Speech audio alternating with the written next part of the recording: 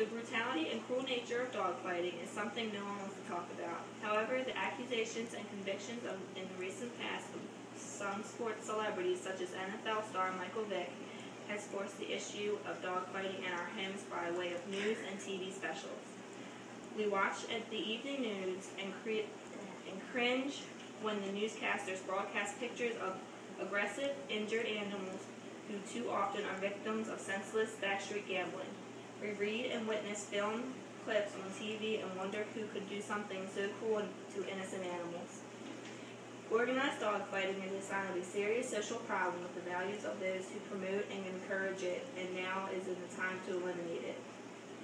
In order to understand why we need to eliminate dogfighting, we first need to understand what organized dogfighting is and how it began.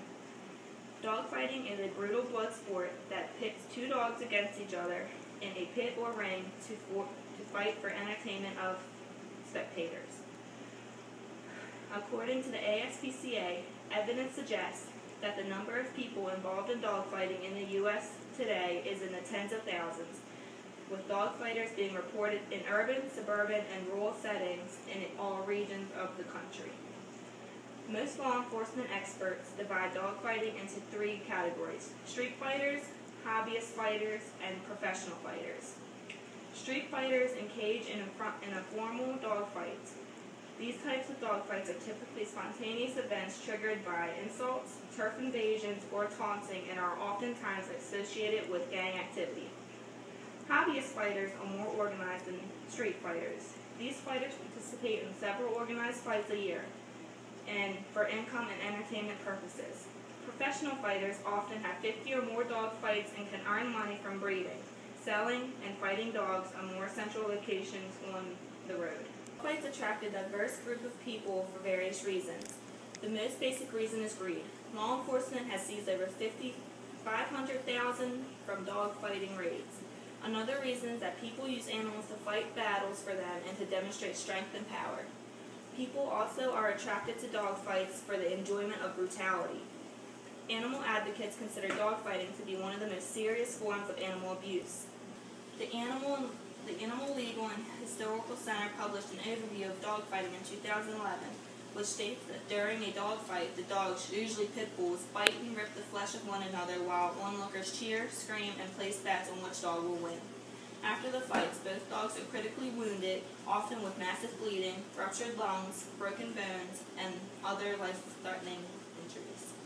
According to an article published in the Baltimore Sun on July 6, 2010, a losing dog is often put to death by drowning, strangulation, hanging, gunshot, or electrocution.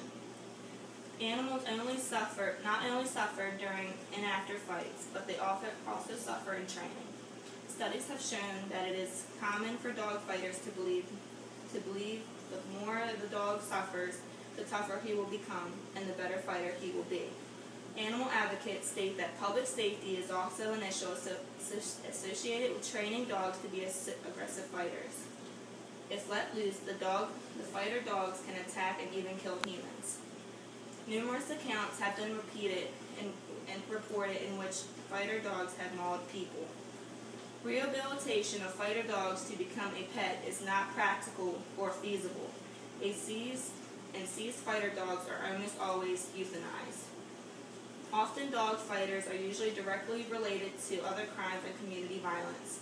Criminal activities that dog fighters often engage also include gambling, racketeering, drug distribution, and gang violence. Dogfighters and spectators of the dogfights are often desensitized to violence and animal cruelty. Dogfighting has long been established as cruel and a threat to public safety and animal welfare. Yet it is still a problem in our country. What can we do to help? We must take action to stop the abuse of innocent animals. The first step in combating dogfighting is to alert authorities to any suspected or actual dogfighting activities in your area. The Humane Society of the United States published a list of signs of dogfighting. These include an inordinate number of pit bulls being kept in one location, especially multiple dogs who are chained and seem unsocialized. Dogs with scars on their faces, front legs, and hind end and thighs. dogfighting training equipment such as treadmills and break sticks used to pry apart the jaws of dogs locked into a battle. Usual foot traffic coming and going from a location at odd hours. ASPCA recommends forming local or state task forces to address dogfighting. ASPCA recommends forming local or state task forces to address dogfighting. Task forces should include interest parties from the community, including law enforcement, prosecutors, animal control, animal welfare groups, veterinarians, public health officials, housing authorities, neighborhood watches, and etc. Studies show that collaborative effects are the most effective approaches to stopping and preventing dogfighting. Humane Society of the United States offers rewards up to $5,000 for information leading to the arrest and conviction of anyone involved in dogfighting. We discuss what we should do to help catch dogfighters, so what happens to dogfighters when they are caught. We must show that the U.S. is serious about putting an end to dogfighting. Dogfighting is illegal in all 50 states and the District of Columbia. Dogfighting is a felony in 48 states and the District of Columbia. 47 states and the District of Columbia prohibit the possession of dogs for fighting. 46 states and the District of Columbia prohibit being a spectator of a dogfight. In 2007, Congress passed the Animal Fighting Prohibition Enforcement Act, which became law in May 2007. The Act provides for felony penalties for interstate commerce of import and export relating to commerce and fighting dogs. Each violation can result in up to 3 years in jail and $250,000 fine. According to an article published by Ariana Humer of the Humane Society of the United States, dogfighters are receiving stiffer prison sentences. In 2007, dogfighter Johnny Ray Lewis was convicted of 17 felony counts of harboring dogs with the intent to fight, which resulted in a 102-year prison sentence. In 2005, Walker T. Ware was sentenced to 40 years in jail for dogfighting and possession of drugs to enhance the dog's fighting ability. In 2004, David Tant received a 30-year jail term for dogfighting and related crimes. According to an article published by USA Today, the case against Michael Vick, quarterback for the Atlanta Falcons, has forced the U.S. to confront the issues of illegal dogfighting. In 2007, Michael Vick pleaded guilty and was convicted of a felony dogfighting charges. He faces up to 5 years in prison. Following these charges, the NFL suspended the Atlanta Falcons quarterback indefinitely without pay. This brings us to an all-important question about how are we, as responsible citizens, can begin the process of preventing further abuse and mistreatment of our pets. What steps can we take to reduce the potential that the problem will escalate? The first step you can take to stop dogfighting is to educate on the issue. Then share what you have learned with others. You can also support animal advocacy agencies such as the Humane Society of the United States and the ASPCA. Stay in tune to what is going on in your community. Watch for the signs of dogfighting and report any suspicious activity to the local authorities.